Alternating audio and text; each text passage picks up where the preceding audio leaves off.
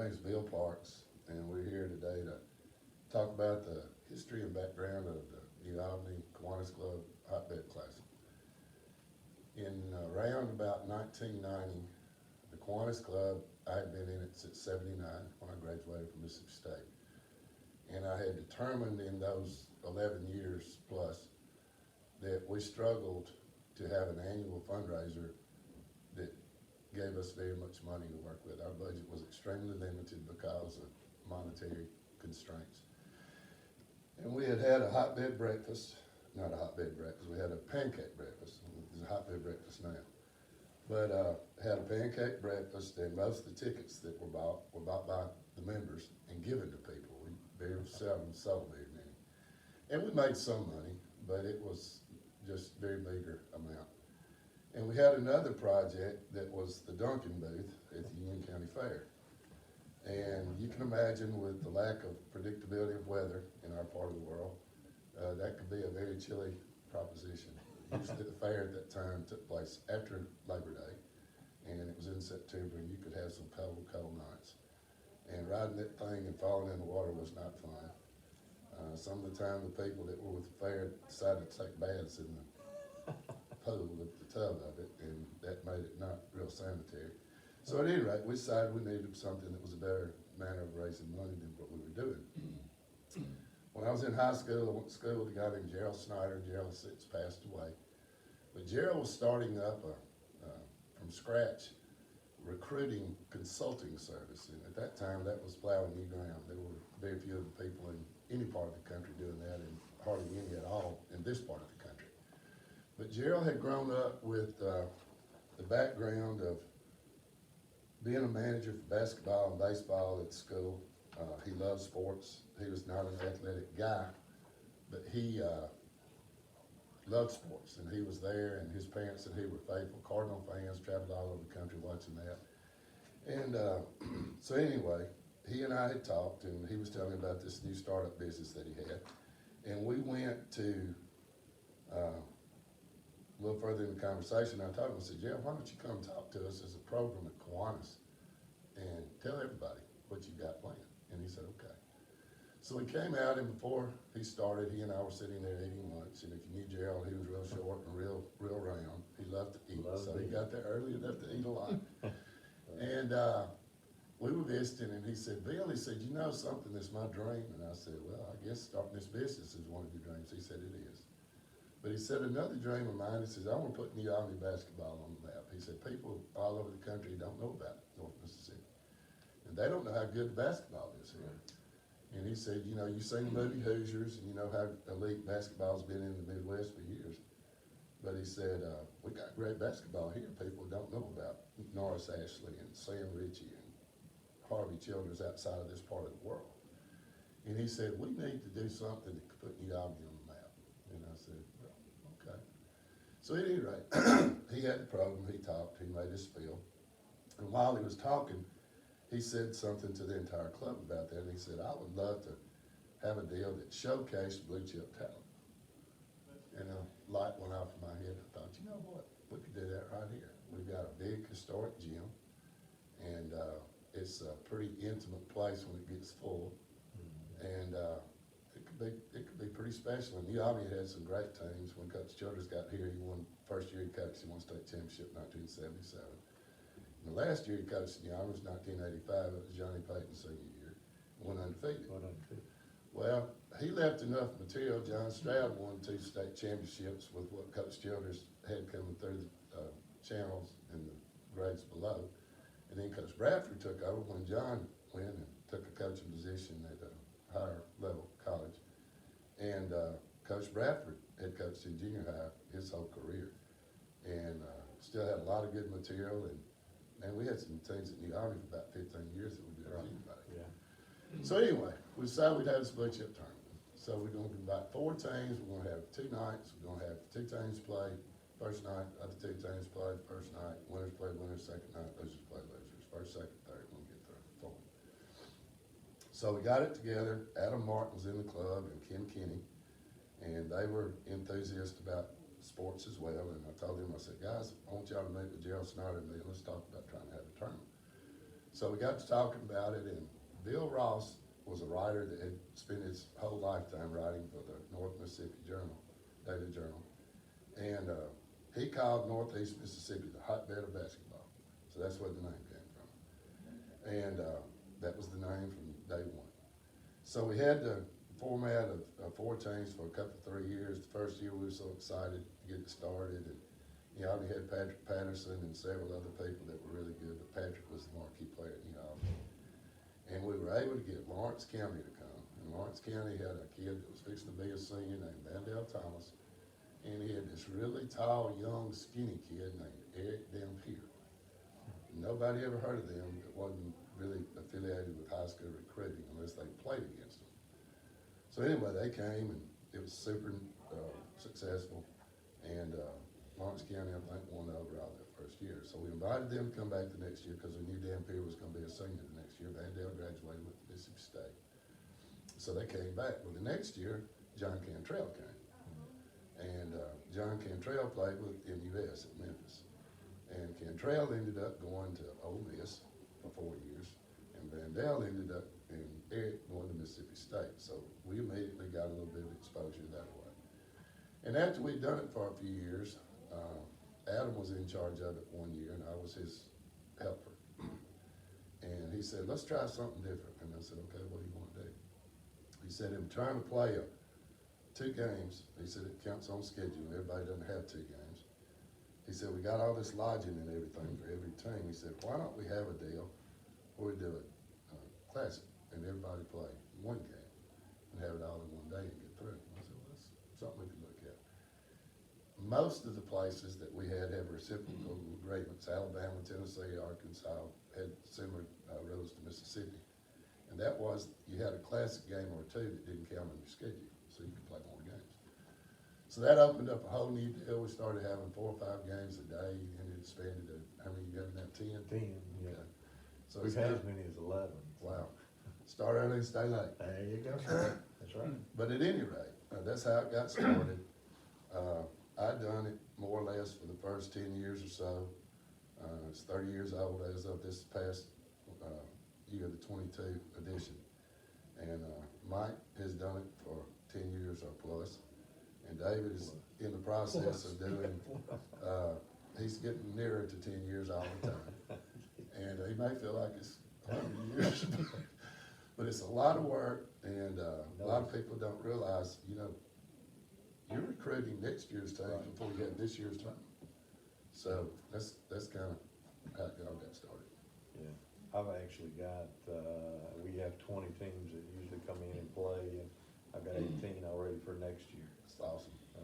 So the thing that I've noticed about it in the last few years is we've had a lot of teams that come and play. They love the atmosphere. They don't get to play in front of crowds like they have at Hotbed, and they want to come back. They have a good experience for the kids, good experience for the fans, and just all around good basketball. Get to play somebody they're not used to playing, maybe from a different state. A lot of these kids play AAU ball or EYBL ball in the summer, and they play against each other there, but they don't get to play against this type of competition other than the summer ball. So we've been able to keep it at a pretty high level. Yep. Mike, tell us about that, the biggest crowd we ever had. Well, the biggest crowd we ever had so far was 2003. Happened to be my first year over the hotbed. Bill had took it up to that point and then passed it off to me. I'd been in the club since I went to the bank in 1998. And we were at 5 or 6 games, and just a little background, that year we had decided to drop a local school. Well, Bill and I had not decided that, but our club had decided that. They wanted us to drop a local school because they had not been very competitive. They were not bringing any fans. And, you know, we tried to pay for everything. We fed the teams. We've always done that. A lot of these classics around here that have kind of duplicated what we do, they don't feed the teams. We always give them a t-shirt, and we paid them all mileage. And so, you know, they had no expenses. And so kind of to offset that, we just kind of hoped the team would bring enough fans to kind of cover that cost. But our club had wanted us to drop a team, and Bill and I talked about it, and he actually got a phone call from that particular coach and said, man, this is the highlight of our kids' season. You know, and please don't drop us, you know. And Bill and I talked about it, and we said, you know, these teams, these are lower level 1A, 2A schools. They run in cycles. They're gonna be Even the big schools. even the big schools, yeah. but they're gonna be really good for a while. They're gonna drop off, Right. and they're gonna come back. And so we went to our board of directors and said, look, and this was our county schools, and we're like, we need to invite these schools every year, no matter what, because they're gonna be good again. And so we made that decision. So when we did, that took us from 6 to 7 games. Which is far away the most we'd ever had. The most we'd ever had at that point in time. Oh, come on, guys, I got 11. Well, At that time, that was the most we'd ever had. But the marquee matchup was Starkville and Macomb. And both those schools had 2 guys that had committed to Mississippi State, Jackie Butler from Macomb and Travis Outlaw from Starkville. And they were both blue chippers. They were both blue chippers. They were what you call today a 5-star athlete. And both of them went pro.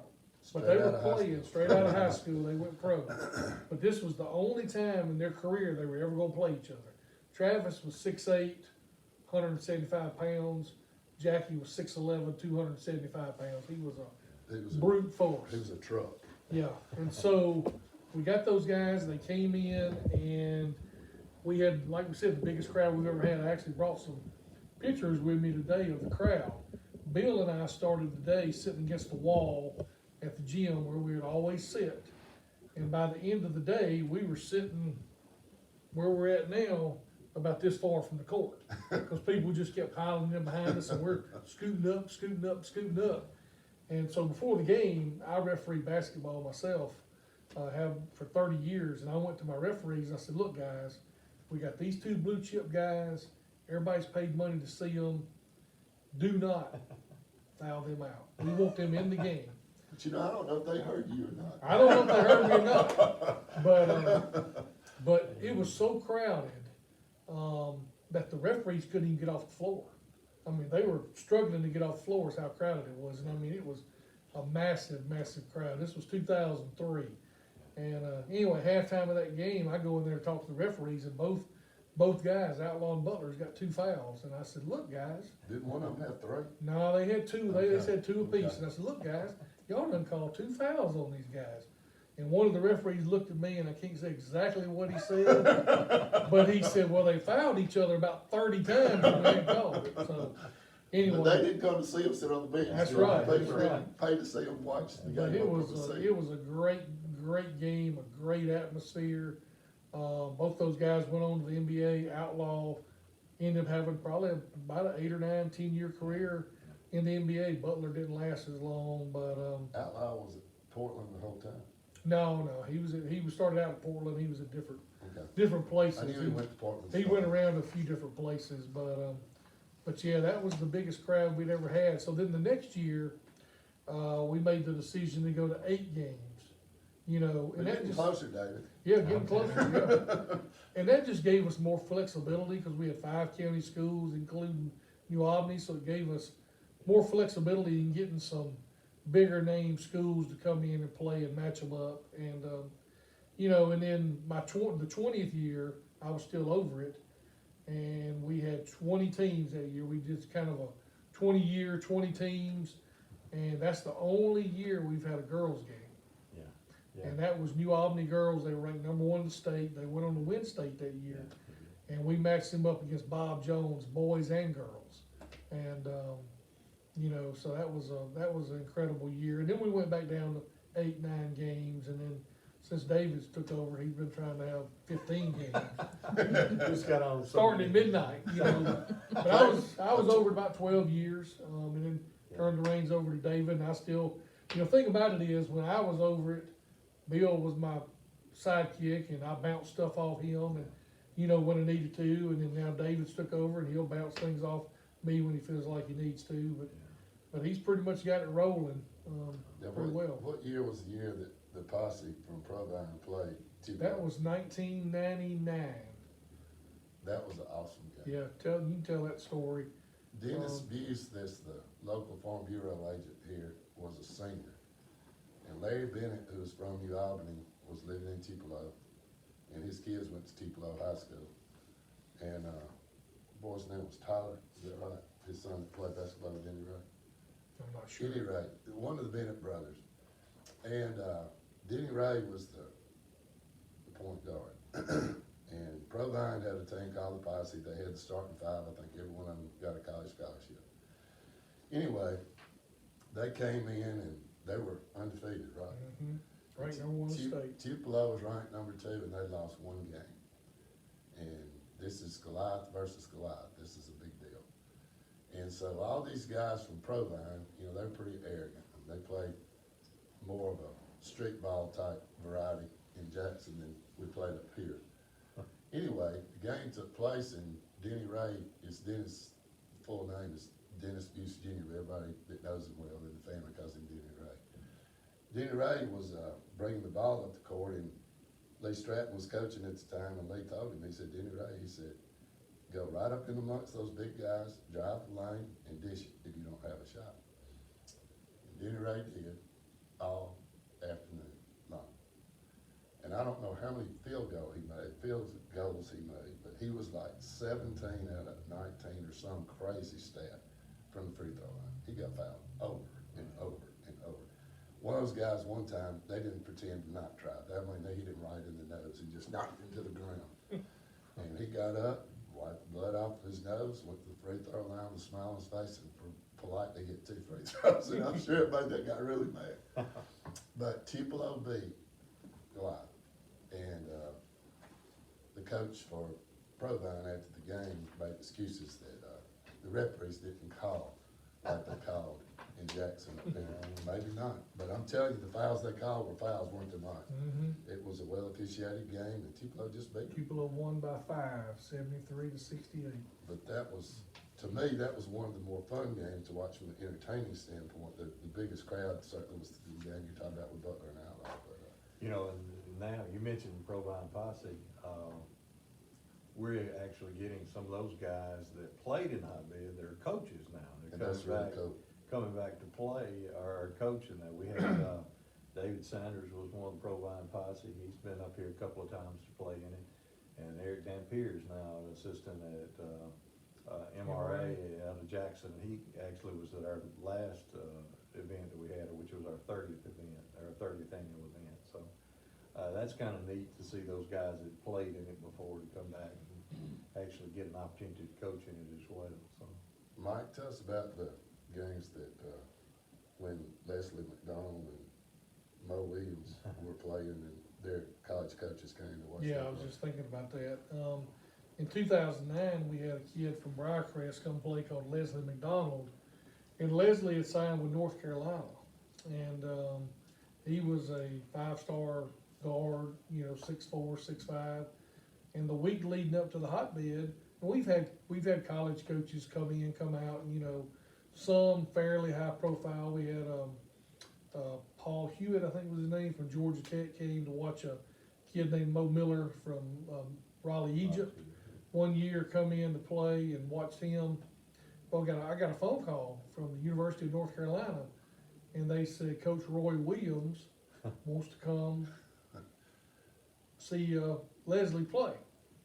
And if you don't know who Roy Williams is, you don't know basketball. Roy Williams was an assistant coach at North Carolina when a young fella by the name of Michael Jordan played back in the 80s. And Dean Smith was coach. And Dean Smith was the coach, and Michael Jordan, in my opinion, greatest basketball player ever. Right. And Roy went on to coach at Kansas, and then he came back to North Carolina and been coaching there for a long time. Just retired last year, 2021. But anyway, they said he was wanting to come to the game, and I was just, like, wow, And so he shows up at the gym over there in New Albany, and we take him up to the hospitality room, and you expect somebody like that to be kind of arrogant, kind of, just, I don't know exactly what, but just really you don't expect to get what we got. Coach Williams come in there, and before we went down to the court, I said, Coach, tell me what you want to do. You know, as far as people are going to come up to you, they're going to take pictures or whatever. He said, let me tell you. He said, the only request I have, he said, I'll sign autographs, I'll take pictures, I'll do whatever you want me to do. He said, but my only request is when Leslie's playing, while the game is going on, I want to be able to watch my soon-to-be student athlete play. And that was a fair request. That was a very fair request. And so my son, Logan, who's now 24 years old, was, he was either 10 or 11. His birthday's right around the hotbed every year. So he was either 10 or 11. And he was there with me. And so I had Coach Williams was sitting right here, and I was here, my son was here. And so before the game, people were coming up, and he was taking pictures. He was signing autographs. I mean, just very, very gracious. While the game was going on, we told everybody we wanted to watch the game. So I introduced him to my son. You know, this is one thing that really impressed me a whole lot about him. I introduced him. I said, "This is Logan." You know, he's, "Hey Logan, how are you?" You know, and all that.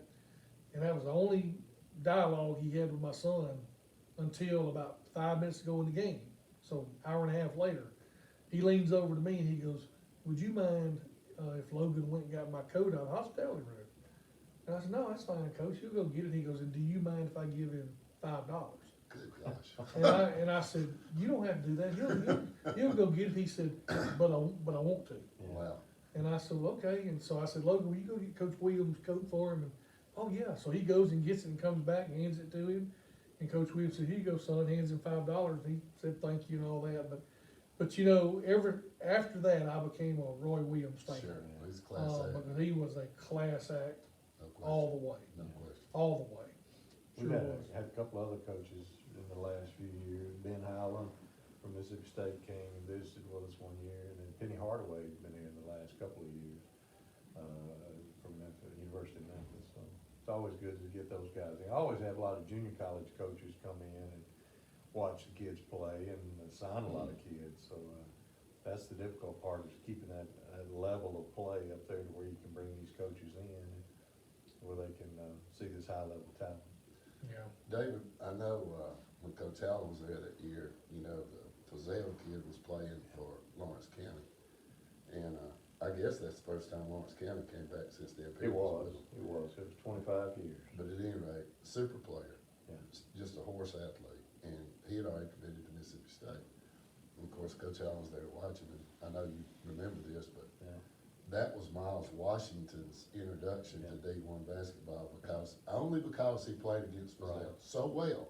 Right. Coach Allen said, "Hey, you've got a preferred walk-on if you Yeah. want to take it." Yeah. And he was on Mississippi State squad for a year, then he transferred to Texas. Northwest of, I believe Northwest Yep. for a year. Mm-hmm. That's And right. then he went to Texas, right? Yeah, and he's actually in a pro league in Israel, I believe, Wow. right now. So he's made it to that elite level. Next level. Next level. Pretty cool. We've had a lot of players, David's got a list, he probably spouted off a lot of players that's played in the hotbed over these 30 years that went on to play a lot of Division I, a lot of junior college, a lot of small, college, but we've had a lot go to the NBA. I mean, several. Mike, I know you remember, you were the one that did it when we got Riley Egypt to come play 2 or 3 years. There was a kid on Riley Egypt's team the first year they came, he didn't even play a lot. Big old tall kid, not very big, not very thick, just, real tall.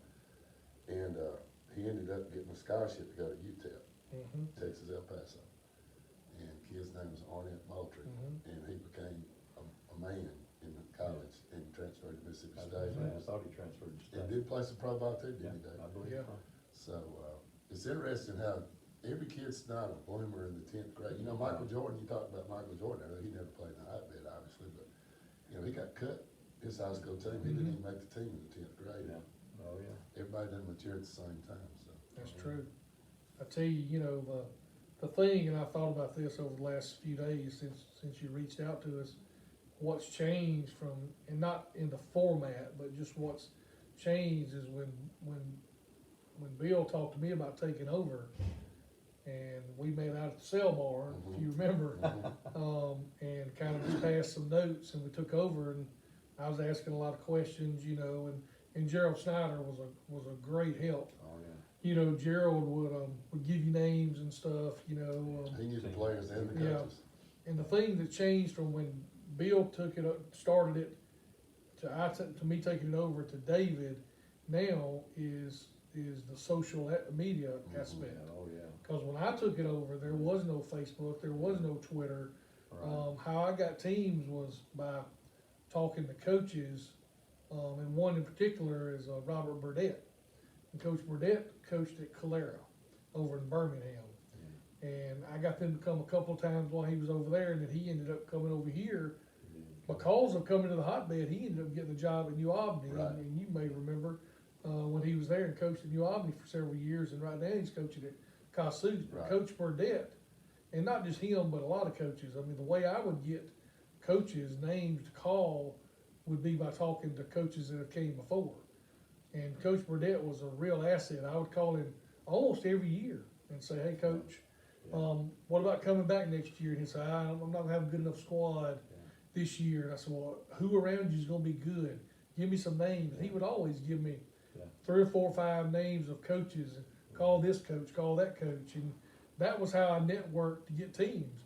And now with David, with the Twitter, you know, he has them knocking down his door, and it's been a big asset. But and a big David help. knows how to work Twitter. Well, yeah, that's true. He I don't know does. about that. You do. You play it like a banjo, man. It's great. But it's I try to- amazing how it's changed. You Yeah, know, yeah, it has. now you don't have to call that many coaches, really. I mean, Like I say, I've been down. they call you. I'm down to 2 teams Yeah. now, and I really hadn't had to call anybody. I've had, most everybody has either requested to come back, or they know somebody, they've been here before and want to come back and let their kids experience what we have to offer. But Gerald is another big reason that we got a lot of teams in here. oh yeah, yeah. Gerald and I have traveled all the Arkansas, Alabama, and just looking at different teams and talking to different teams. And not only did Gerald help start the hotbed or kind of give us the idea, he and I went to Forest City, Arkansas to a tournament they had over there, and he actually had helped the guy's dad start the tournament over there. So I was Roll over impressed. Ridge. Yeah, Mm-hmm. yeah. So he was. Now, Gerald is the reason we got Lawrence County when Dan Perry Oh, was yeah. there. Because he knew Coach Bobby Lee. Yeah. And he and Coach Lee were pretty tight. And that was our end. That's how we got that done.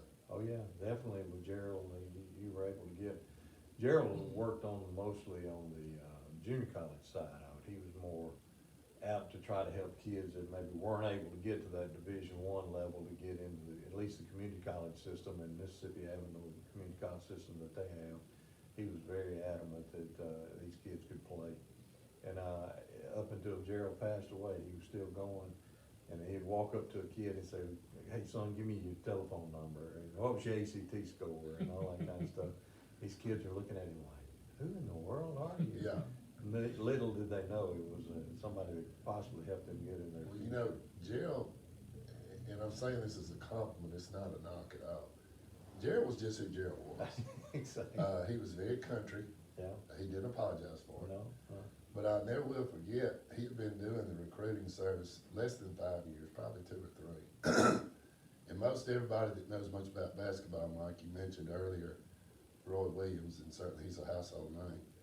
There was a guy before him as a head coach that carried Memphis all the way to the finals named Gene Bartow.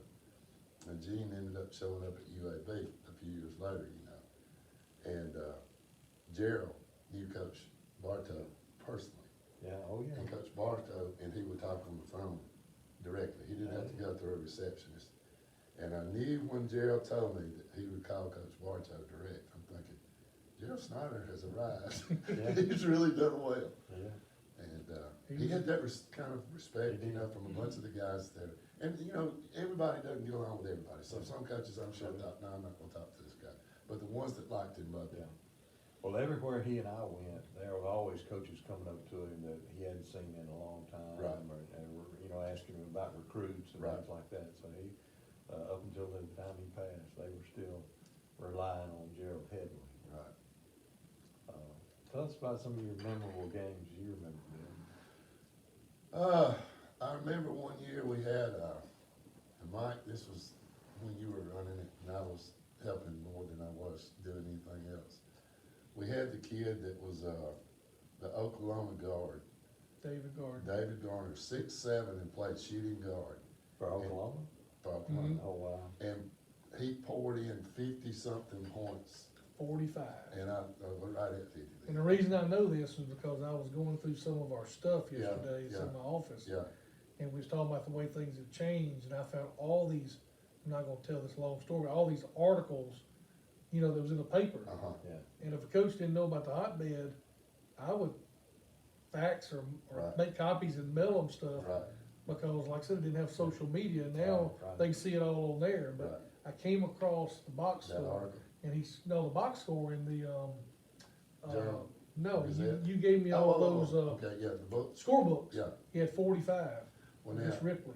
Ripley, and then, there was another kid that I remember playing in it, this is just kinda random. Paul Henry, that's the principal now at New Albany, started out initially coaching basketball. And one of his early on jobs, maybe his first head coaching job, I think, was at Hickory Flat. And he had a big kid that nobody ever heard of that did live in the immediate northeast Mississippi area. The kid's name was Lamar Sanders. Mhm. And Lamar was a horse. Yeah. And man, all he did was score. If he got the ball inside, it was usually points.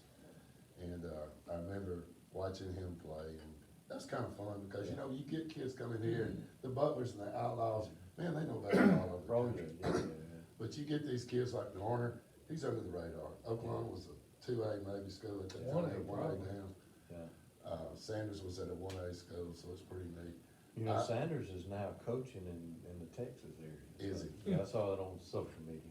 I thought, one of the coolest things that I remember was, when Coach Bradford was coaching at New Albany, he had a young man that was from Inglemark that had played baseball at Union University. He was a pitcher.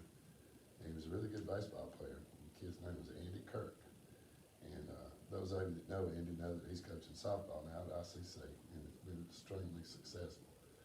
But Andy had a little younger brother, they call him Cotton, his name was Adam. And Adam and Justin Roberts and, Trent Adair, I think, were all on that same Trent was on team. that team. And that team was a team that did not have any, what you call blue chip superstars. But I think, and I could be wrong, I think every single time that Andy was coaching for New Albany, and New Albany was loaded, they had a really talented team. I think Inglemark beat them every single time, the whole time Andy coached. So Adam got the last laugh, and Adam, you know, coached at, Ripley, Ripley. and, succeeded Coach Childers, and then he's now at Corinth and succeeded Yep. David Robbins. Yep. David, I know you and David have been close through the years. Keith Green was at the car. Right, right. But those are games that I thought were kind of fun. Yeah. Uh, Some of the things that stood out to me over the years have been, you know, mentioned Coach Burdett when he was at Calera. And first or second time they came, I can't remember, they had a kid by the name of George Drake. And he was a high D1 player. He was going to Vanderbilt, I think. yeah, exactly right. And they were coming and they were gonna play New Albany. And Coach Burdett called me the week of the hotbed, you know, late that week, and he said, George is not gonna be able to play. And I said, well, why? He said, well, he sliced his finger wide open and He was in a culinary class. culinary class, yeah. They were Sliced- chopping up carrots or Sliced something. his finger wide open, and he said, we got a huge district game Tuesday, so we're gonna hold him out. And I was like, you know, that's the only reason we're wanting this team to come Yeah. is because of him. You know, because you get these teams because of kids a lot of times. And people are coming to see that guy play. Yeah, and so anyway, he's like, well, he's not gonna be able to play. We're not gonna let him play. So anyway, they walk into the gym and they're playing possibly the last game that night against New Albany, It probably was the last game. and the gym was packed. Yep. And Coach Burdett walks up to me and he says, George walked up to me and saw the crowd Yeah. and said, Coach, I wanna play. And I said, well, Coach, let him play. He goes, well, there's only one problem. He goes, he didn't bring his uniform. And I said, well, let him borrow somebody's. Anyway, he didn't end up playing, but, And Calera nearly beat New Albany that game. yeah. If I remember right, I think that was New Albany's really good team that went to They state. were really good. They had, I don't remember some of the names of Burdette playing. Martin Kreitz, Chris Martin Gamble. Kreitz and some others. Yeah, that was about 05, 06. But another quick story was we had a team come called John Carroll out of Birmingham for a couple of years. And they were really, really, really good. And they came and played one year, and right before they came, they had a kid that was Mr. Basketball and Mr. Football in Alabama. And I can't Wow. remember his name now. Steele, I think, Ronald Steele. That's, Um, okay, maybe. he had a younger brother that played in the hotbed. One of those Steel boys, I think, played, a guy in that similar time, Frank played for Coach Burdette, but anyway, could be the right Yeah. place, go ahead. But anyway, they came and played a couple years in a row. And because of the Steele kid that had already graduated and went to Alabama, they had played at some big place in Birmingham, Mhm. 20,000 people strong, played all over the country because of this one player. And all these different huge tournaments. And Coach Marty Smith was the coach's name for John Carroll. And every year when the kids graduated, he would hold an interview with them.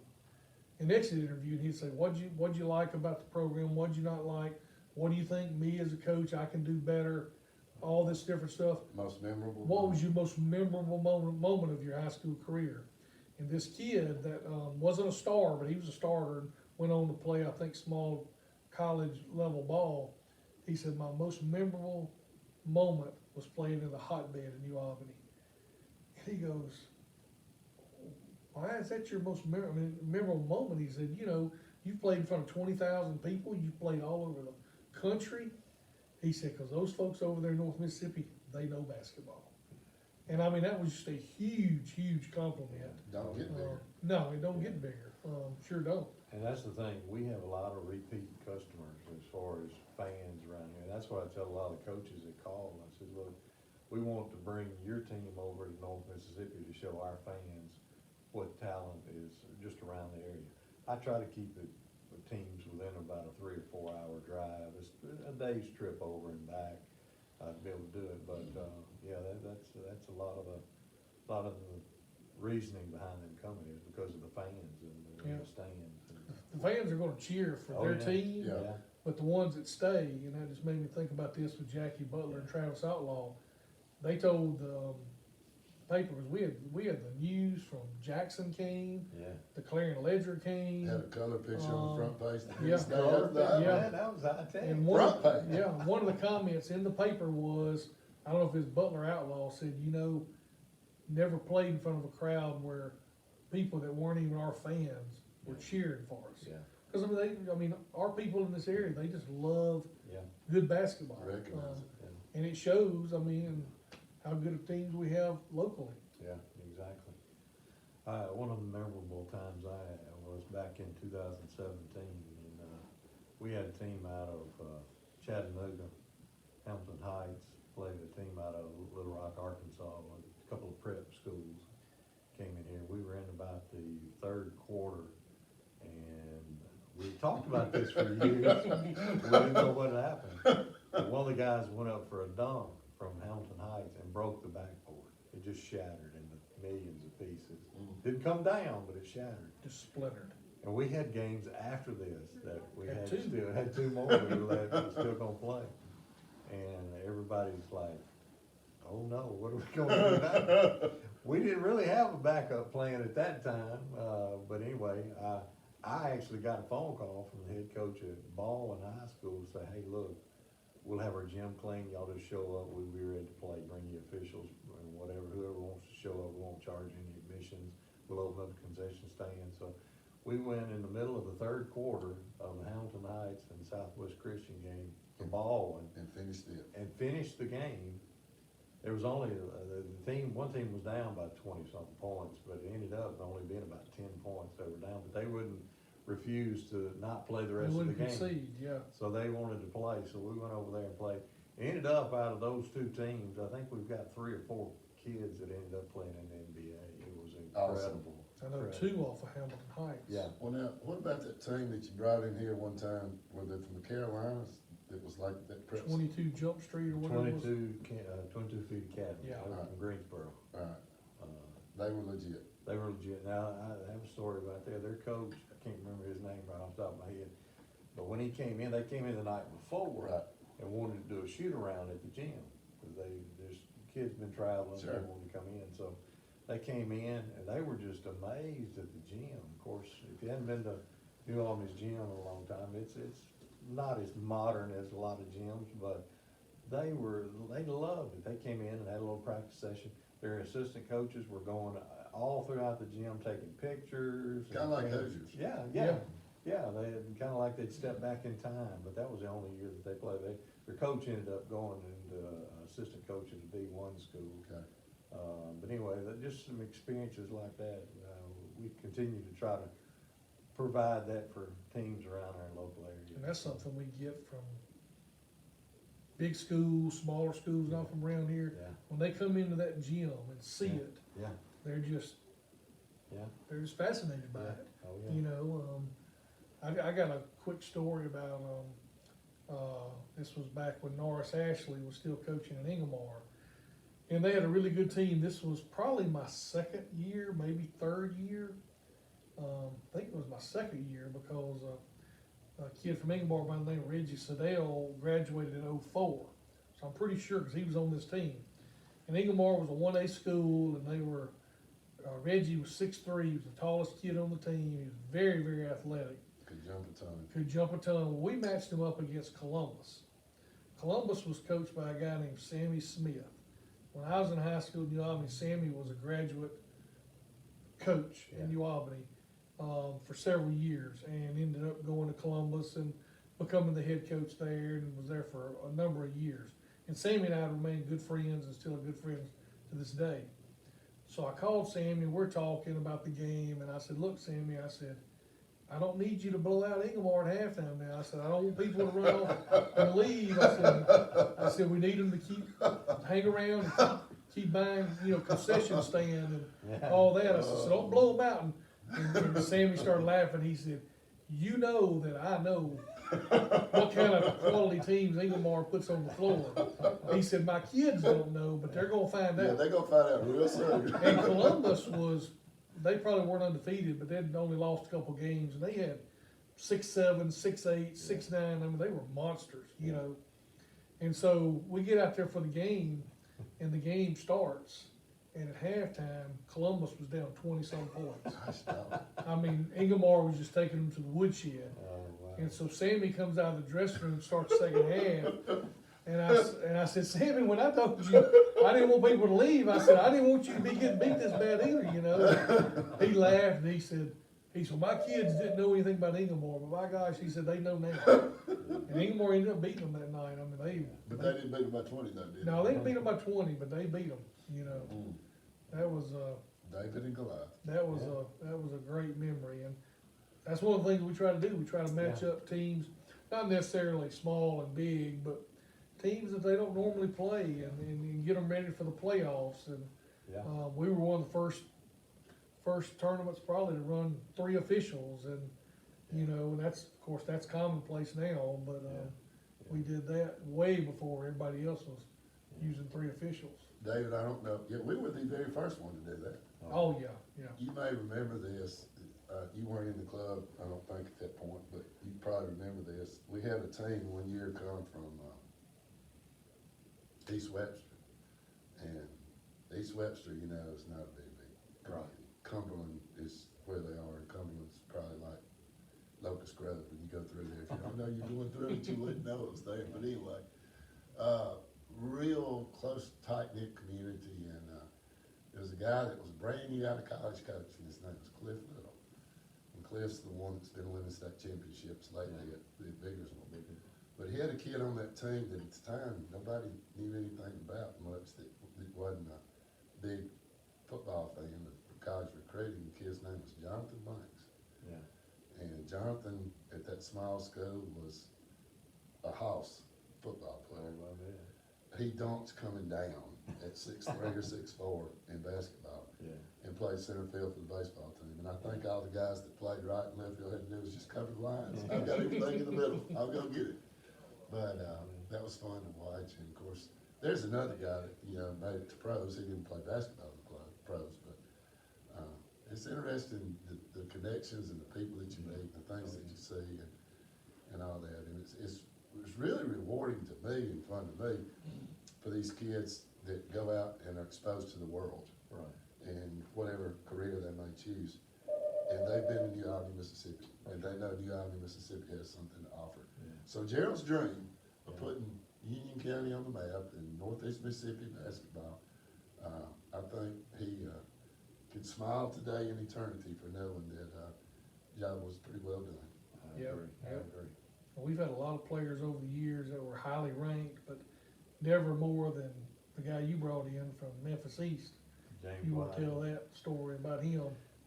Oh, James was 7 foot or taller, and I had matched them up with a team out of Birmingham called Mountain Brook, and big time program over Mountain Brook.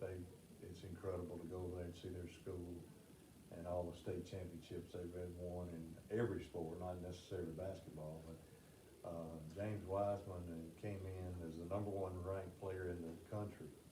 And that's the hard part I've found here lately is finding that pocket of players to bring in that are on a high national level, because they're all leaving and going to these different. Yeah, I was gonna say, that's the problem. No, this year they're on this team, next year they recruited to play somewhere else. They go play on a prep school Right. somewhere and play a Right. national schedule and Right. things like that.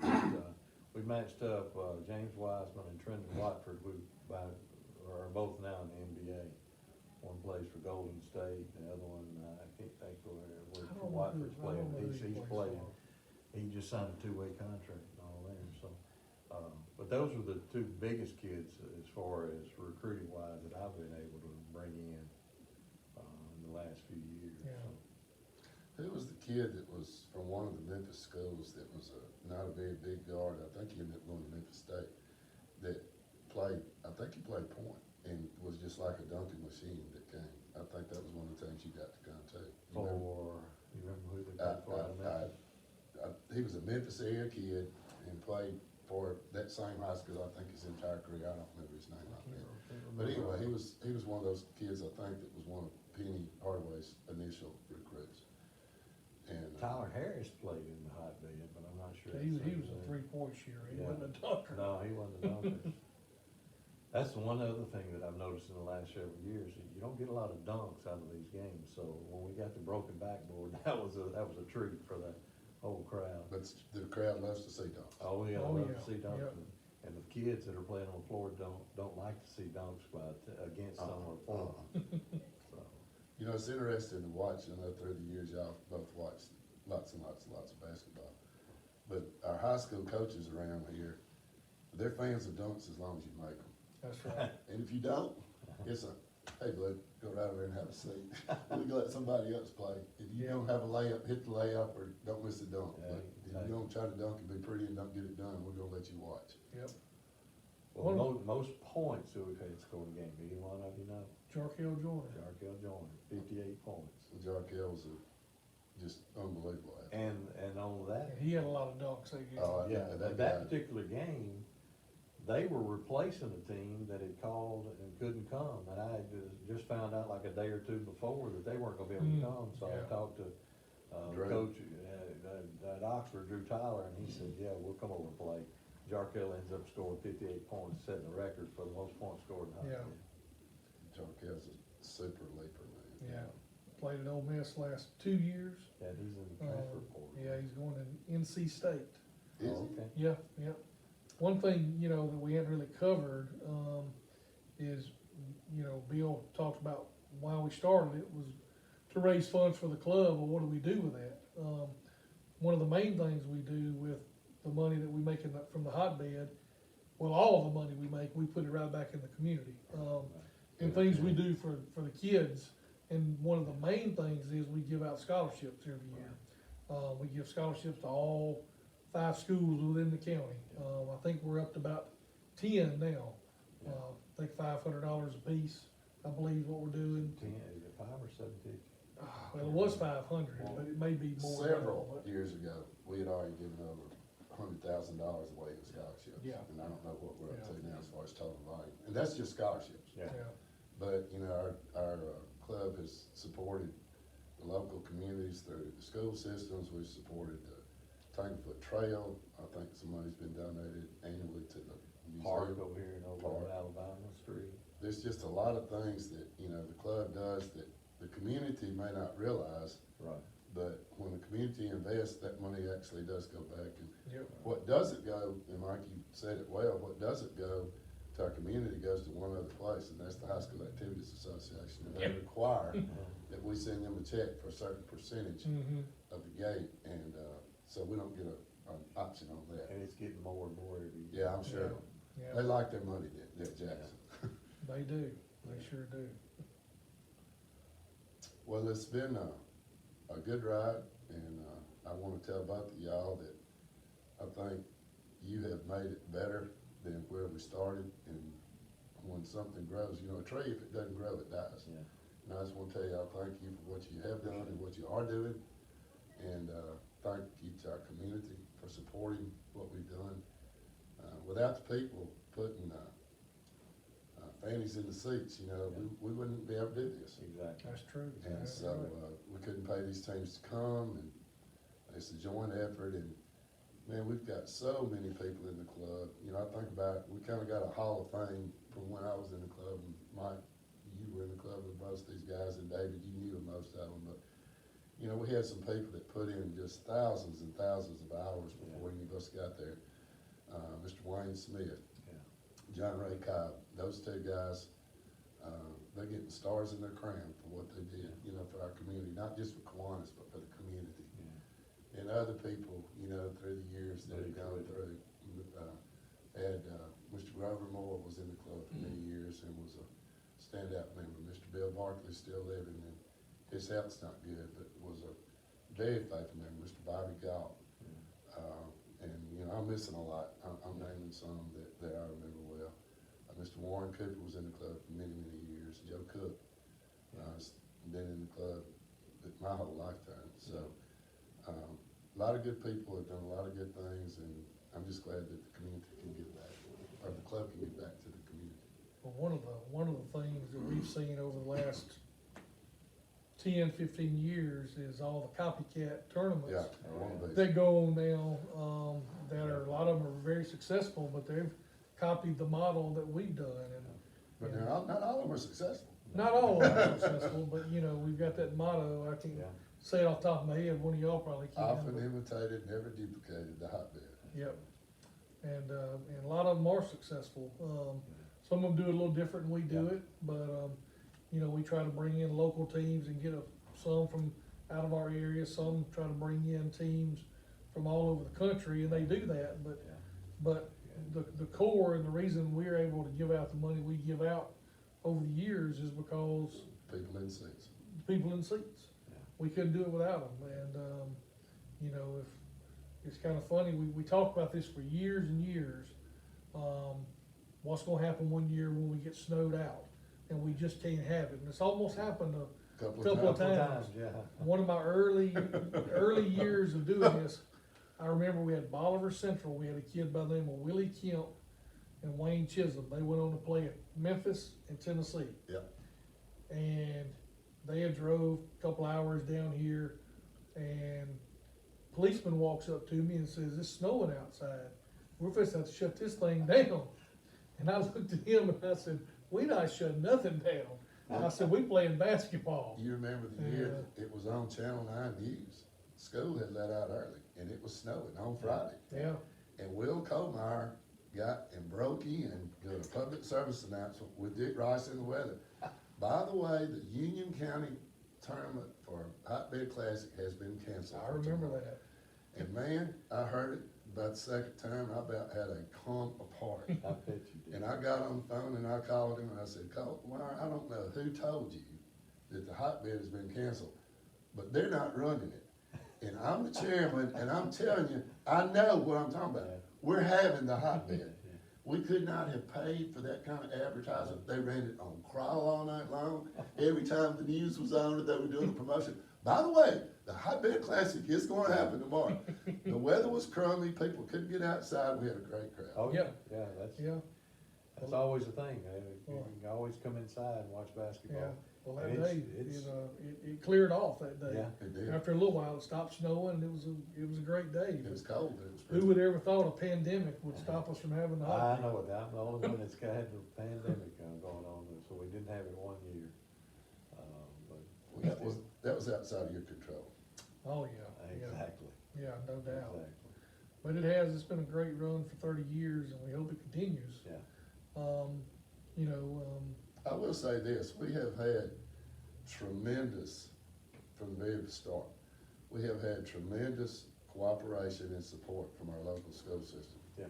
And the New Albany City Schools have allowed us to use that facility, and regardless of who was on the school board, regardless of who was the superintendent, who was the principal, who was the athletic director, we've been treated well. oh, yeah, And they plan around it. They do. They always find out the day you can plan around it, Yeah. just specifically for us, never charge us a dime. and on that note, we couldn't do it without the people that's helped sponsor it. Yeah. Absolutely. You know, we've got sponsors Oh, yeah. all throughout, you know, not just New Albany, I mean, Northeast. Right, This right. came on with David working there and has been a major sponsor of the hotbed, and it just gives us some seed money to get started every year, and, Takes everybody. and it really helped the year we had the pandemic, cause I mean, Yeah. you know, we didn't have it, Yeah. so, you know, Oh, yeah, Um, definitely. And but then, it's been a community effort, and, and then the members of the club, I mean, there's a lot of duties that are, game day type things, it's not necessarily up to planning or developing anything, but the day of, there's a lot of, you gotta run the concession stand, you gotta have team host for each team that comes in, to just be there and kinda make sure they know where to go, and People taking tickets. people take up tickets, and, Hospitality. Hospitality room, you got just all sorts of folks that are Custodial pitching in. staff, Oh, yeah, it's a big deal.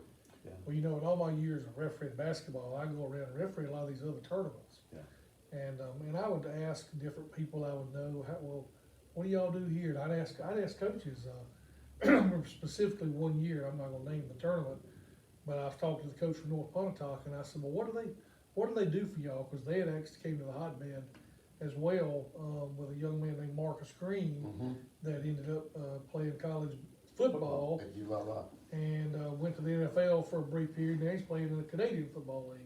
But I asked Coach Pettit, who was the coach at North Pontotoc, I said, well, what do they do for y'all? He said, they don't do nothing for us like what y'all do. They don't feed us, they don't give us a t-shirt, and just all the way down to the team host. That's what made me think about it.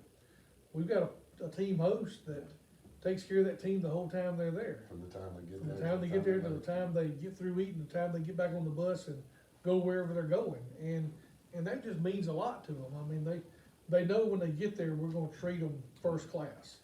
And it means a lot. David, you were talking earlier about, the things that other teams have done trying to kind of replicate, yeah. other host schools have tried to replicate the hotbed. Mike and me have had this said multiple times by the same coach, tells us multiple years, he's told us both, he's probably told you too. Drew Tyler's coached at Oxford, he's won a bunch of state titles, and he's elite, he's special, he's good. You're not good every year because the guy can't coach, I Right, assure you. right. And Drew comes in, and every year he comes, his eyes light up like a little kid at Christmas. Yeah. And he says, there ain't nothing like the hotbed. No matter where you go, there's nothing like the hotbed. Yeah, and Drew will tell you whether he's good enough to come and play. He will Oh, tell yeah, you, and yeah. he'll tell you Yeah. straight. Yeah, he will. Yeah, and I got a quick story about Drew, talking about teams backing out on you. A Friday before the hotbed, I had a school playing, Starkville was playing Piney Woods. And Piney Woods was a 1A school, but they were kinda like a prep school. They were loaded. And they were loaded. They had a 6'9" kid named Dwight Colby that had signed with Ole Miss. And I'm eating lunch at the local Mi Pueblo. And my phone rings, and it's the coach from Starkville. And oh, he's calling to just check about tomorrow. And he's calling me to say, hey, I'm letting you know, we're not gonna be able to come to the hotbed. We thought it was the next weekend. Mm. I'm like, Coach, you've known for a year now Yep. it was this day. Yep. We thought it was next weekend, so we're not gonna be able to come. We've already got a game. First It was phone, a division game, wasn't it? yeah, Probably yeah, so. Yeah, yeah. I think so. First phone call I made was to Drew Tyler at Oxford. Yeah. And I said, Drew, you got a game opening, can you come?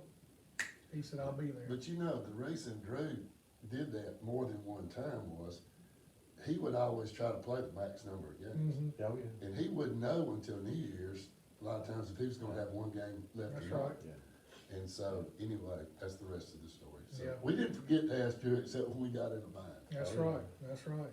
Actually, Drew's assistant coach to call me this year, the night before the hotbed, said, hey, if you have anybody drop out, let us know. Good, We'll come. good, good, Always good to have those kind of folks in your back pocket. no No question, doubt, no doubt. no question. I think it's just the uniqueness of how old it is and still playing. A lot of the facilities they play in nowadays are a little bit more modern, a little bit more up to date, and I just think they like playing in that old. They think they're going back to the Hoosiers, Mhm, the yeah. days and times I like that. agree. But it's incredible to see the guys, like I say, when you walk in, you see their eyes light up and playing in the gym. Of course, you see it from out front, and you're like, oh, it's not anything special. But then you go through the doors, and it just opens up into this mammoth cave-looking thing that everybody loves to come and play in. So, yeah, I think just the uniqueness of the age of the gym, as well as the fans in the stands once they all get in there. When they try to get in the gate, they can't hardly get in, find a place to sit down because there's so many people there that are there to watch them play. I think part of it is that there's a huge amount of history there, but there's a mystique about the gym. It's kind of like going into a walk back and throw back in time. Yeah. And it's cozy, Yeah. and it's intimate, and when you get it full of people, it's loud. It's really loud. Mhm. And the good teams through the years that New Albany has had, it's an intimidating place to come play basketball Yeah. because it's the people, particularly the Butler and Outlaw game, those kinds of games, the people are right on top of you. Yeah. And And loud. real loud. And New Albany FRA, you know, we've had schools administrations that have run hot and cold about supporting the FRA or not. But you know, the FRA, they can get in some people's heads. Yeah. And both y'all remember, y'all went to school with him, a guy that was the unpaid, uncompensated cheerleader for New Albany when Coach Childers was here, was Bobo Berry. And Bobo would start a cheer, and the cheerleaders, whatever they were doing, they could just stop because he had the whole crowd. Coach Childers and the Bulldogs, hey, hey, and all that kind of stuff. And so anyway, there's a lot of personality. And all the old trophies and stuff up Oh, there yeah, in yeah. the lobby area, you know, a lot of folks have been able to see that. Well, you go to a lot of gyms now, and I go to all of them, refereeing, and the newer model gyms, they have plexiglass down the sides, Right. which muffles the crowd, Right. which I like as a referee. Right. Doesn't bother me a bit, but, Right. you know, but you have, that's what all the new gyms now that are being built, Yeah. Right. have that plexiglass, and they all look the same. Yeah. And because to us, I mean, we all went to school in New Albany, Mhm. and so, I mean, even though we know it's special, we don't see it as Right. special and, you know, historic as Yeah. these other people do. We know it is, but Well, I think that's a big part of it. the year that I had a cancellation, a couple of days before the event came up, had a guy show up from Clearwater, Florida. His name's Donnie Wilkie. If you don't know Donnie runs the City of Palms, which is probably the premier high school tournament in the country. And he was coming to watch the team that backed out last minute. But he stayed anyway, and he told me after it was over with, he said, y'all do some really unique things here. He said, I saw us Boy Scouts up in the stands selling popcorn. He said, I'm gonna steal that from you, you know? He said, I think that's a great idea to get the community involved and all that kind of stuff, but here's a guy who comes to show up to watch a kid play, because he was gonna invite them to his event, and he stayed pretty much all afternoon because of the mystique that Bill mentioned about playing in the hotbed. He's been back since then as well, so, and I see him around at different events in Memphis and all that kind of stuff. He's always out recruiting, so anyway. We were talking earlier about the Albany gym, and y'all, none of us are old enough to remember. But before our day, the old gym in New Albany was called the Road Gym, and it's K-I-R-O, and that was Kiwanis and Rotary. Oh, That was the gym. It was over there where, at Workfield, where the glass patch was. It was over there in that parking lot. And it was an old wood structure, lap board, I think, hardwood floor. It had 2 wood stove heaters, and that was all, they heat the whole place. Bill, you're dating yourself. Well, I've heard, well, I like to say, I wasn't there, but I've heard my daddy and my granddaddy talk about it. And, they had, the stoves were in corners of the building, catty corners. And that was supposed to be enough heat. Of course, I'm sure they didn't have any insulation. And heck, before that, that was one of the better places around. Before that, a lot of people had been playing on hard, the dirt, outdoor court, you know. So, a lot of things have changed, you know, since the turn of the century and the early part of the 1900s, up until now. Of course, there are schools now that don't exist anymore. You know, Buena Vista used to have a school, Pinedale had a school, Macedonia had a school, Tupi Union had a school. And a lot of the people that we know, that we go to church with and see every day, you know, are graduates of these schools growing up. And, the Center had a school, you know, all these little communities had schools. And, not all of them had gyms. Yeah. And I remember going, when Coach Childers was coaching, David, what's the guy's name that played at Wheeler, Todd, is it Todd? Sweeney. You know, Todd ended up being coach and administration and all that stuff later. He's a principal over there now. Well, when he was in high school, he was not the biggest guy in the country either, Mike, but he played center for their team.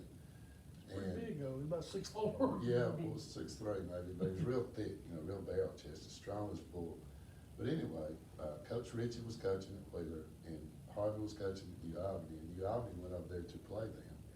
And I will never forget, Mr. Bruce Gray was my neighbor, and he and I had been going to some games. He didn't like driving at night, he couldn't see well. He said, Bill, he said, I wanna go to Wheeler and watch New Albany play Wheeler. Would you drive us over there? Yeah. So we decided we needed to go early, and he kept moving the time back. He said, you know, I think we need to go earlier than we planned. We were there before school let out. And it was a little small gym like Potts Camp used to have. You know? And it was bigger than the Cairo gym, but not very big. Yeah. And it was people hanging from the rafters. I think at 5 o'clock, they didn't let anybody else in. It was completely packed out. That was when I was in high school. Yeah. I was at that game. But that was a fun environment. So my point being, Ripley's got this big Coliseum now, Boogle's got a Coliseum now, Tupulo's got a Coliseum now. Lots of things have changed, but that intimacy, that personality, you cannot put I guess you can't put a value on it.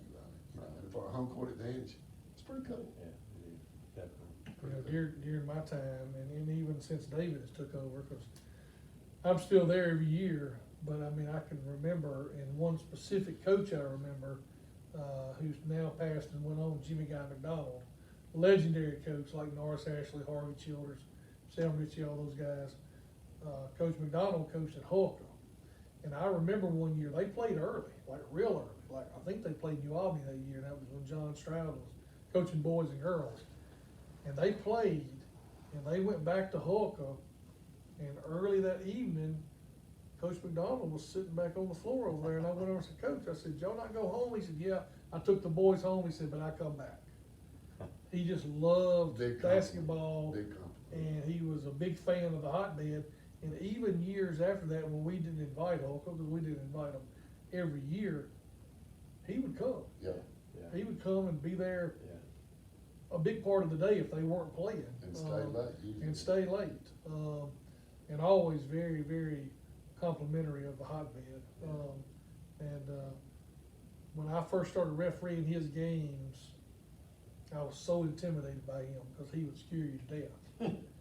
But by the time he retired, he was one of my favorite coaches to work for. And when he passed away, I went to his visitation because that's how much I thought of him. Just a great man. I'm gonna tell y'all a basketball story that you can appreciate that did not happen at the hotbed. The hotbed was not being played at this time, but it happened anyway. The finals of, not the finals, but the latter part of the year in 1974, I was in high school, and Jackie Murray was being a senior at Eaglemont High School. And Norris was coaching already there, and Harvey was coaching at Myrtle. And they were playing, and it's the very tail end of the game, and it's a tie ball game. And there's less than 10 seconds left in the game. And so they throw the ball in, Ingmar gets the ball inside, Jackie Murray goes up, he's playing post, he's about 6'2", he's the biggest guy on the Ingmar team. He goes up for a shot and gets fouled. So Coach Childers calls timeout, and everybody goes to the sideline. Well, they go back out on the court, and Coach Childers calls timeout again. And he's trying to ice him. This is before NFL was icing, but the same type deal. So they go back over to the sidelines, and they're getting ready to go back out on the court, and Coach Childers only got one timeout left. So he calls timeout again. So they go back out on the court, come over to the sideline, and Jackie looks up at Coach Ashley, who's told him the same thing 3 times now. And he looked at Jackie and he said, Murray, he said, you're gonna hit these shots and we're gonna win. He said, but I'll tell you what we're gonna do. He said, all right, Coach, what you want me to do? He said, just before the referee goes to hand you the ball, Coach Childers has used up all his timeouts. You look that referee square in the eye and you tell him, timeout. He said, Coach, you're kidding. I know you're kidding. He said, no, I'm not kidding. So they go back out on the floor. Jackie's at the free throw line. The referee gets ready to hand the ball, and then Jackie says, timeout. Well, Coach Ashley never cracked a smile, but I'm sure he thought it was hilarious. And I'm sure Coach Childers was the most shot guy in the building. Murray goes out there and hits the 2 free throws, and they go on far, wins by 2. And I think that put them as the first seed in district, put the district tournament was coming up. So basketball is a lot of fun, and when we've known these guys like you and I have, you know, most of our lives, and a lot of these guys that are legends in our part of the world, you really start thinking about it. The coaching fraternity is not as big as you think it is. And we mentioned earlier, you know, Coach Williams coached with Dean Smith, and now North Carolina's coach played at North Carolina. And Coach Krzyzewski's assistant coach in waiting is now the coach at Duke. And it's just really neat, you know, you can go back all through the years of basketball, and there's usually common threads that tie these guys together, which to me I think is pretty neat, pretty cool. Yep. That doesn't happen in every sport. No, that's true. We have had. Matt Purvis played in it, and he was in the club. Yeah, Matt Purvis played at Eaglemar, and Matt was in the Kiwanis Club briefly when he works at the bank now with me, and he played in the hotbed. Bradley Littlejohn was like a stat person for Yeah. Albany High School. He didn't play, but he was a stat guy. Yeah. He was at the first hotbed. Yeah. I can't think of anybody else. Those are the ones that I remember off the top of my head. And possibly Hal, but I can't think of anybody. It's kind of a neat thing that there are a lot of people that play who now have kids that are coming through and playing. When you start seeing second generation of the same family, that's pretty fun. That's pretty neat. Yeah, there's a lot of former players who are now coaches that have coached in the hotbed, and then some of those coaches now have kids that are coming through that are playing. You know, you've been doing it for a long time. I heard a college coach make the comment this year that it's pretty neat when you can go to recruit a kid and you know the family before you get there because you coached one of the parents. That's a pretty neat thing. I'm sure when, back in the early 90s, when y'all started talking about this, you probably never thought it would last 30 years, did you? You know, really and truly at that time, we weren't worried about anything but the next year. You know, We're worried you've about heard coaches, longevity, you talk about coaches talk about, well, you know, we're playing the next game. We're not worried about how many games we're gonna win in the league or whatever. We're just trying to, you know, have a good year this year, and next year we're gonna try to build on it, make it better. So, my vision, I don't know that I thought about when we first started about 30 years down the road. I've thought about it a lot since then, and I think it's a huge compliment like we talked about earlier, everybody involved, the members of the club, the teams that come and play, the fans, the coaches that bring teams in here. And let me say this, Mike and I have talked about this, Mike and David have talked about it. We have had very few incidences where we had teams come in that did not represent their school and their community and their coaches well. We had a couple of bad experiences that weren't terrible, but those teams didn't get invited back. Yeah. And I think that's a great compliment to the schools and the coaches developing citizens. And, you know, if we think about it, I think I've seen this statistic on the NCAA, 2% of all college athletes ever get to play professionally. 2%. So that's 2 out of 100. But everybody has to do something for the rest of their life. And when my kids were going through playing high school sports, I told them, I said, you know, Babe Ruth was one of the greatest players that's ever played. Lou Gehrig was one of the best players that's ever played. Larry Bird was one of the best players that ever played. All these guys played last game. Yeah. And sooner or later, you're going to play your last game. You're going to have to do something else. And to me, team sports, developing character and responsibility and accountability to other people beside of just yourself, that's a big deal. Yeah. And, you know, you can, It's tough to do nowadays. oh, it's really tough. Tough to do. Really tough. Well, and today, there's so many things, I mean, it's, Yeah. that people can be doing besides coming to a basketball tournament. And they are. They are to a degree, yeah. I know when they started it and then when I took over, there wasn't as many things to do, and like I said, there wasn't any social media. Yeah. And so, you know, but now with it, it's just harder to attract a crowd, but, Yeah. you know, I always told the club when I was over it, I said, I'm more worried about what we put on the floor as far as the teams and the talent and the competition than making money. I mean, the goal is to make money Right. because that feeds the things we talked about earlier. But I took such pride, and I know these guys do as well, in putting quality on the floor. Well, if your product's You no know. good, people aren't gonna come. Right, and when we've had years where the product wasn't as good, you know, you can match them up great, and some years it's just a blowout here, blowout there, and then there's been games, and I can't remember right off the top of my head, but I know, I don't know if it was last year or the time before, I think it was a few years ago when we had Pontotoc and somebody, the Jones kid was still at Pontotoc, maybe South Haven or Olive Branch. Yeah. It was the best game of the day. Yeah. And it was two really good teams, but, it wasn't supposed to be the best game of the One day. year we had like 6 games and 3 or 4 of them went into overtime. Yeah. Let's yeah. match them up about as good as you can match them. Right, Yeah. but yeah, trying to put good quality on the floor, that was always my Yeah. main objective, and if you did, the money was gonna follow, people Right. were gonna come, they were gonna, you know, watch, and they Yeah. were gonna buy groceries, and, Yeah. Well, You know. it's a cool thing when you live in rural Mississippi to go watch Leslie McDonald. Right. Right. And 3 years later, you're watching him in North Carolina playing for Dean Smith and Roy Williams and Yeah. Roy Williams. mhm. And you say, hey, I watched that guy play at New Albany. Yeah. Oh, no, he didn't play at New Albany. Yeah, he did play at New Albany. I'll be watching TV at home, mostly college basketball, cause I don't watch much NBA, but every now and then I'll be watching some highlights, and I say, oh, I'll tell my wife, oh, that guy played in the hotbed. Mhm. Oh, that guy played in the hotbed, you know, Yeah. he played in the hotbed. I mean, when Ole Miss and State play Yeah. each other, it's usually, this year was probably 5 or 6 Right. kids. Right. State had Played in 7 hotbed. kids, 6 or 7 kids You from this know. past year. This year? Yeah, Wow. Yeah. team that played in hotbed. Big But, company. but I think, you know, we have played a small part in elevating basketball in Northeast Mississippi, Yeah. by having the Hotbed Classic.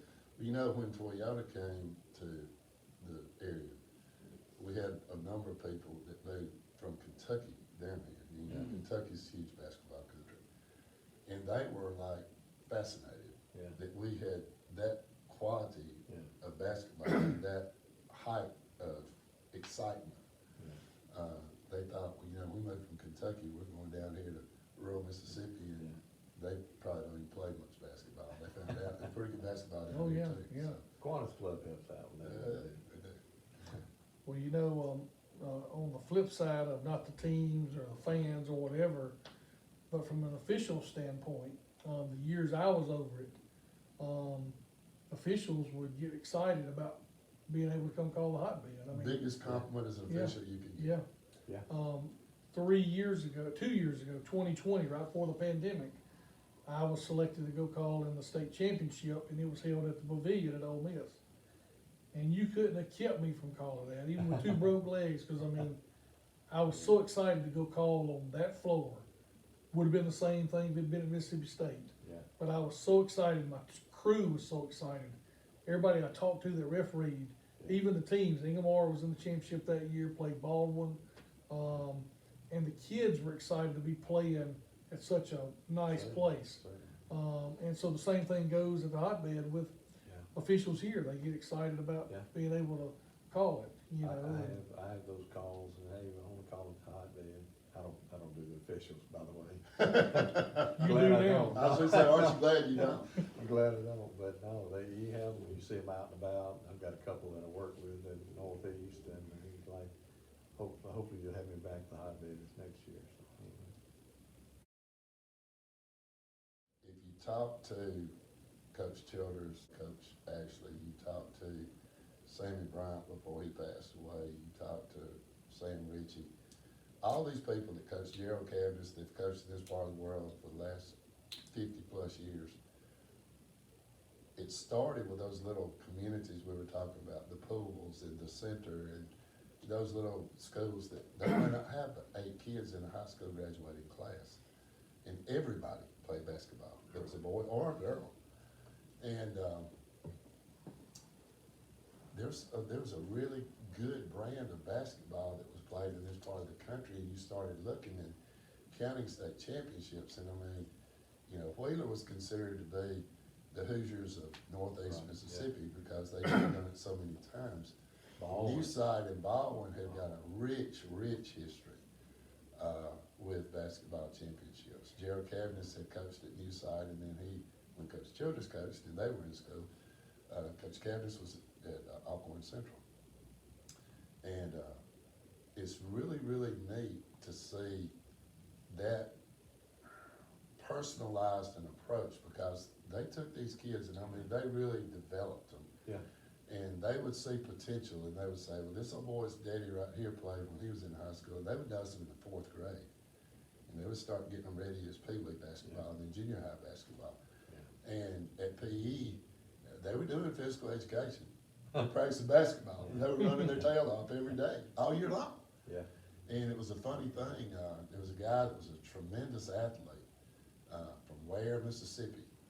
And Coach Childers coached down there against them one time. And he said, you know, it's a crazy thing. He said, at Ware, when baseball season starts, they take the basketball goals down. I said, why?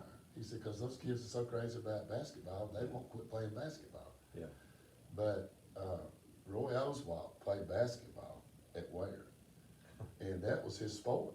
Yeah. And nobody knew that he was a super athlete. So he goes, I think, to Holmes Junior College, if I'm not mistaken, and he's down there on a basketball or football scholarship, I think, maybe football. And in football season, they wouldn't let him do that either.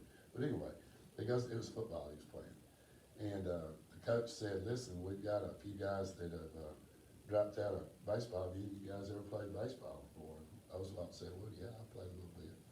Said, would you like to try to play? Well, yeah, coach, I think I would like to play. And he got to be so good, he was going to Mississippi State. There's just one problem. He got drafted to go to the pros before he ever got started. So, you know, he was on, I think, the team that Lasorda coached, Tommy. It was the Olympic team. I believe he was on one of those first teams. Yeah. And was just a phenom, you know, in pro baseball. So you got a lot of that little community nurturing, and like we were talking about, there was nothing else for kids to do. Yeah. I can remember when I was a kid, at our house, we didn't have air conditioning at all until after I started school. People think, oh gosh, I don't know how you made it. Well, nobody else did much. Yeah.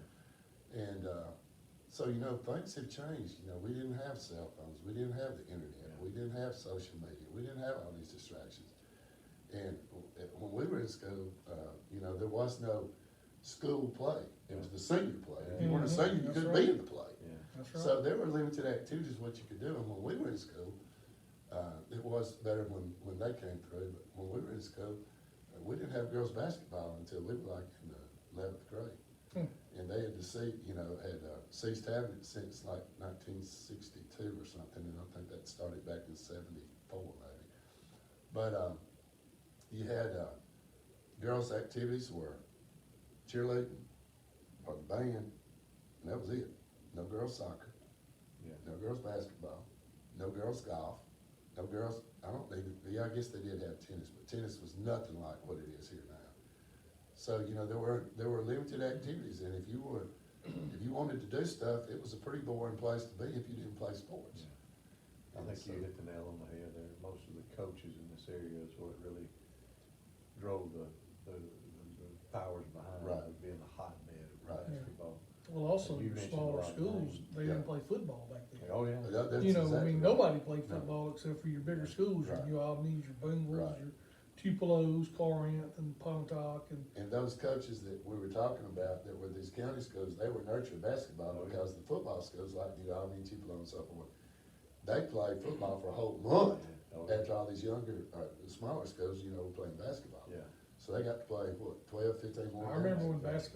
when I first started refereeing basketball 30 years ago, they started playing basketball the first week of October. Right, Now they don't start till the first week of November. right, They're all on the same playing field, but of course you got a lot more, you got two county schools play football now, Right. where you used to not have that. right, But a lot of it, in our state in particular, in Mississippi, we don't have a pro football team or No. pro basketball team, pro baseball team. Right.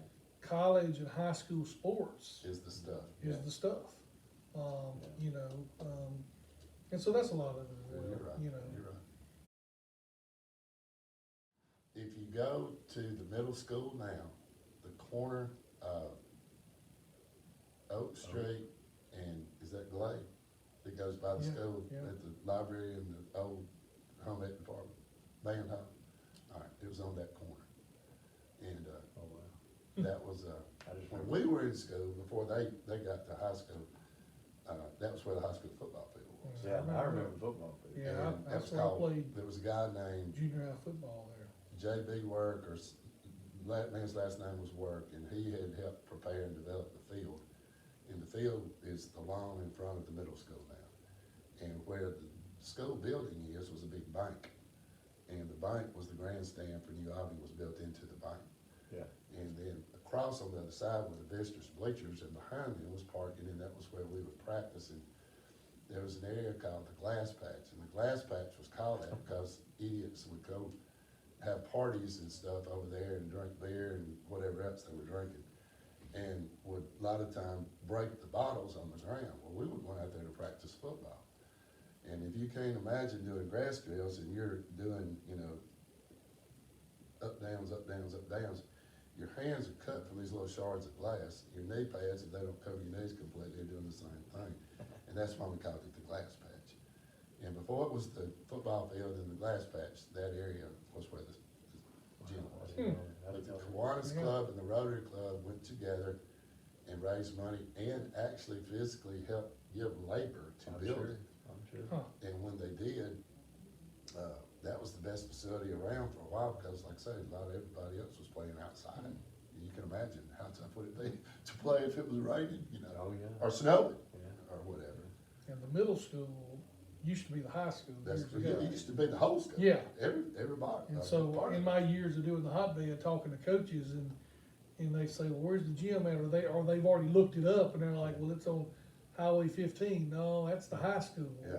But You don't play at the middle school? You don't play at the high school? That's No, always, sir, we I don't. said, and I usually tell them, look, you'll understand. That's when what- you get it. You'll understand when that's you what get I tell them. I say, you'll understand when you get Yeah, here. four Exactly. hundred Apple Street, Yeah. you'll understand. Well, when you David, get it. when I was hosting some for Mike, I would just tell these guys that had never been here before, if I was a host, I say, what highway are you coming in on? Yeah. Well, I'm coming in on 15 from Pontotoc. Fine, I'll meet you in front of United Funeral Home. You can follow me to the school. That's easier than trying to get them there some other way. Now, we've Yeah. taken some teams the last few years, the year of the broken backboard. Yeah. I had, Auburn High School, Uh-huh, and they did a shoot around at the high school, all and, right. Yeah, yeah. we got in there, and I said, they had not been to the middle school yet, and they're like, so this is the high school gym? I'm like, no, this is just a gym at the high school. You're gonna see what the real gym The is real gym. when you get there, Yeah. and, when they got there, they were like, oh, okay, you know. Their coach was in a wheelchair, wasn't he? You don't remember? I don't think so. Yeah, he was. Was he? Yeah. We had a hard time. Oh, well, yeah, I do remember, Use yeah. the elevator. Yeah, because he didn't ride the bus. Yeah, Cause I rode the bus with them to Baldwin, Wow. cause they didn't know how to get there yeah. for their game, But and he almost, that's right. he almost decided he really wasn't gonna go. I remember But he that. and Gerald were tight. Gerald talked him into it. I remember that now, yeah, yep, sure do. That was a crazy, crazy time. Well, you know, one year we came, Mike, and I think you and I were over across the street at the softball pancake breakfast for the hotbed, and we had a water leak from one of the furnaces. And it was leaking down there, David, on the corner, the far corner, Yeah. on the home side. Yeah. And I'm thinking, well, this is the first tragedy. Okay, this is it, we're not be able to play. And thank goodness the custodial staff, you know, found the cutoff valve, cut it off, and we dealt with 3 heaters rather than 4, and we made it fine. But, you know, the ceiling got wet, the ceiling tiles, you know, got spongy and fell down. And, there's been some interesting things happen through the years. No doubt, None bigger than the broken backboard. No, I'd say that takes the cake. I would say so, yeah. Since then, we actually, I talked with the superintendent of the county schools to make sure we've got a gym available that we can use Alternate. in the county. Yeah, yeah, So anyway, Good call. we'd always talked about the possibility of that happening, but never figured out that it would until it did. Well, somebody asked me when that happened, they said, well, I guess they'll have to put up a backup backboard. I said, we ain't got any backup backboards. What are you talking about, backup backboard? Daryl Dawkins still playing you all day every night. You know, that's the only guy, well, the first guy that I'd ever seen shatter a backboard was him.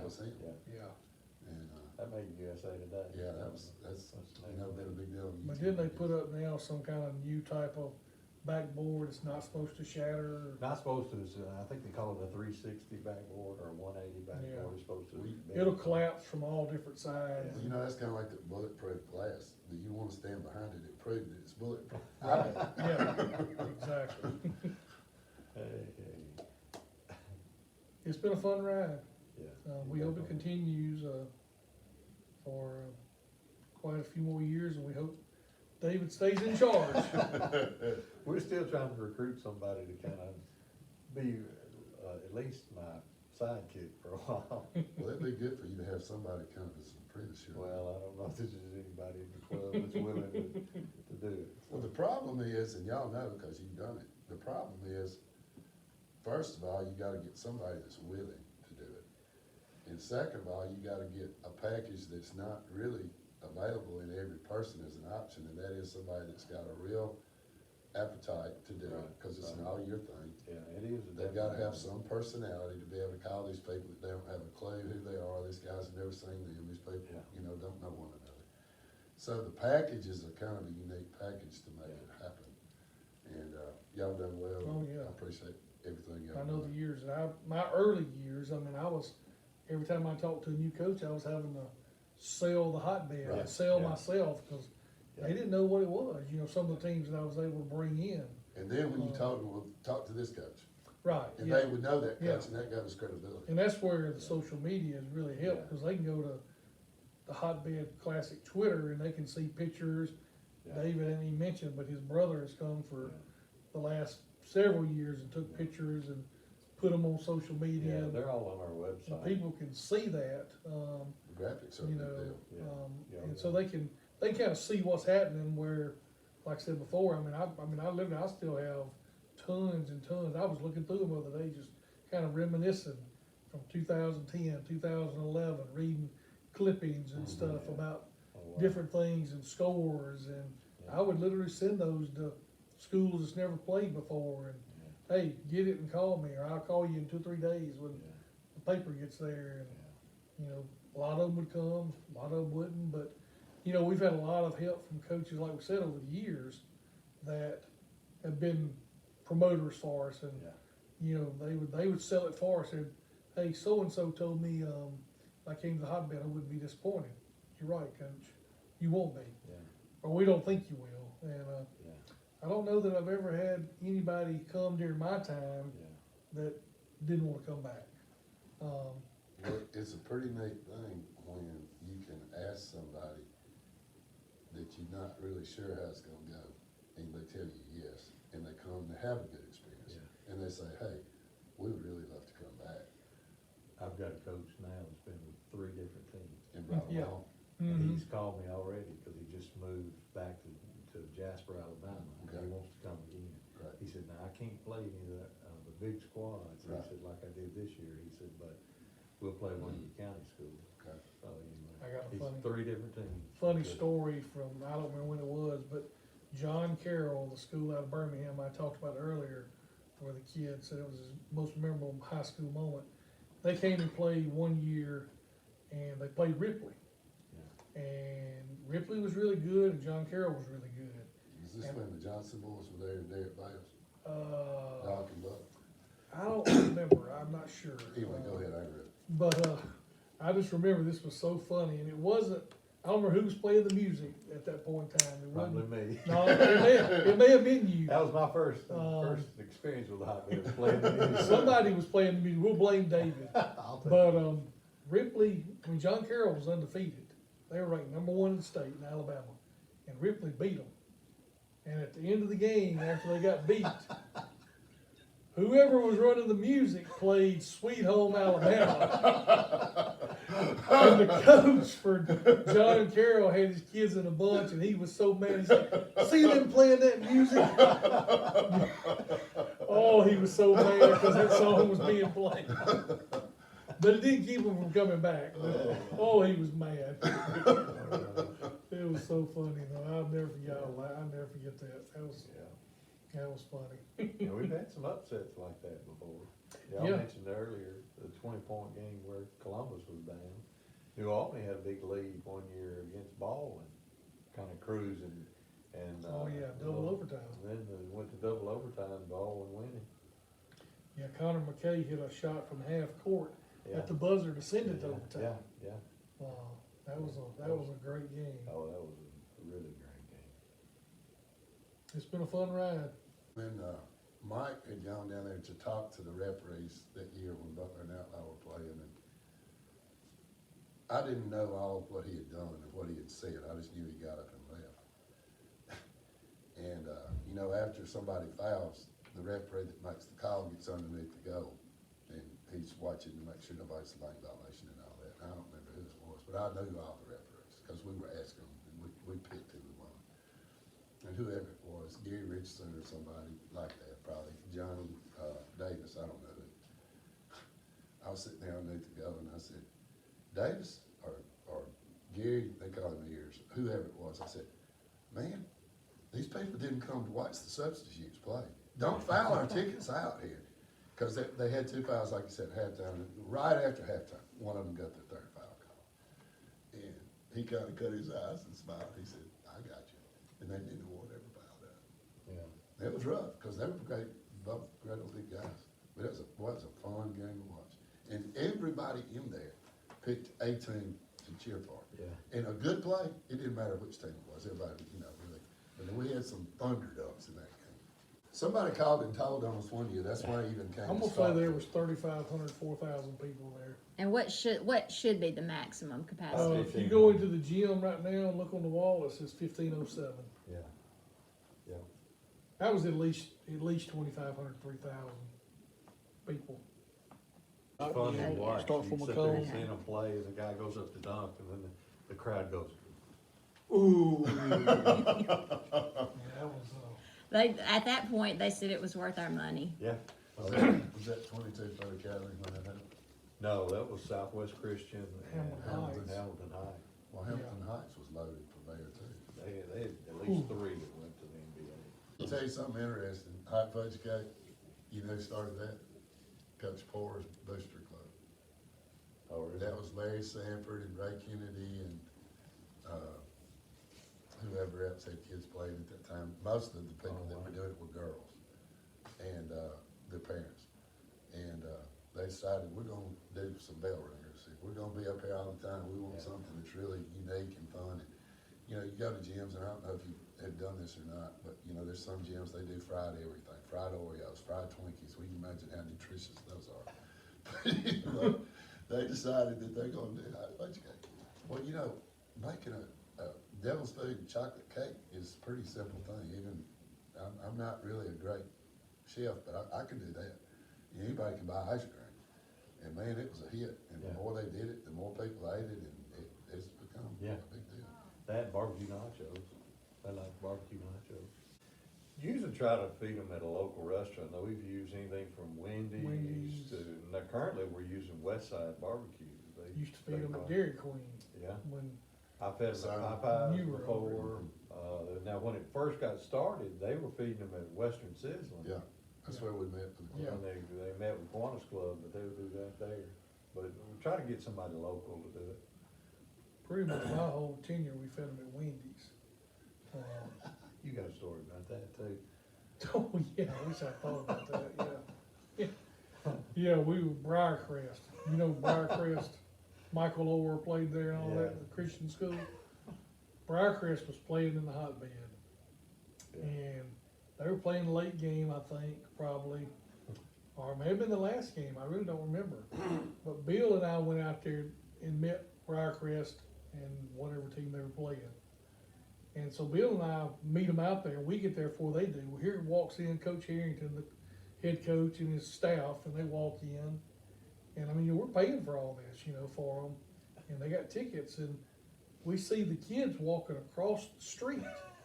I said, Coach, where are they going? He goes, oh, these kids, they don't eat places like Wendy's. They're going to McAllister's, and they're gonna go over there. They said, but we do. They said, And pay for it themselves. Yeah, they were gonna The pay for team it has to pay themselves. for it, whatever. and they said, well, we eat Wendy's. So we sat there and ate with, watched the coaches eat and talk, and that was so funny. Yeah, our coaches love the hospitality.